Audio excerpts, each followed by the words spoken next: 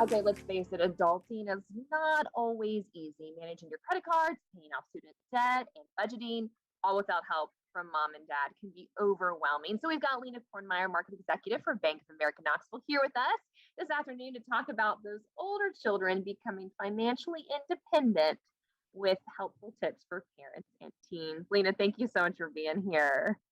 Absolutely. Hi, Leslie. Happy to be here to talk through financial confidence for young adults, because that's really what it's about, right?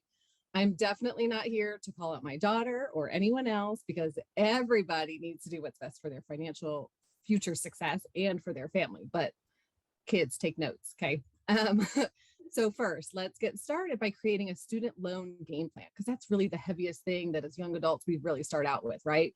So whether you live with your parents or just tag on to their cell phone plan, many young adults who rely on their parents for financial help say that the student loans are really the reason why. So how do you get them under control? Know your options for repayment, do some research. You may find that it makes financial sense to accept or ask for help from your parents for a little bit longer if they're willing. Just be sure to consider and discuss their expectations in your decision. What about building credit? A good credit score can help with everything from renting an apartment, obviously, to even landing a job, depending on what industry you're going into. So, since a longer credit history is generally better, it's good to start building credit early. You want to have your own credit card, ideally, of course, so you can be totally in control and accountable for both your payments and all of your purchases. But if you don't yet have a credit card, consider applying for a secured credit card, because that uses a security deposit as collateral, and this can help you build that credit. When it comes to the big move, moving out of mom and dad's house for the first time, how do you prepare for those costs? Yeah, that can be tough and really daunting. So gear up to pay rent by depositing a rent-like amount into a savings account each month. This will help you get used to seeing that money, but not seeing that money and seeing that line item in your budget.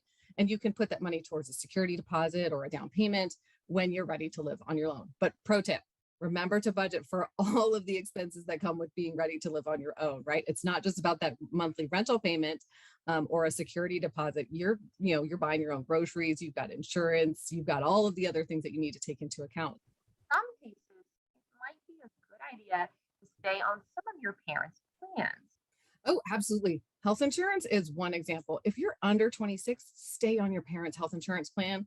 Cell phone family plans are typically a good idea because they're generally cheaper per person than individual contracts.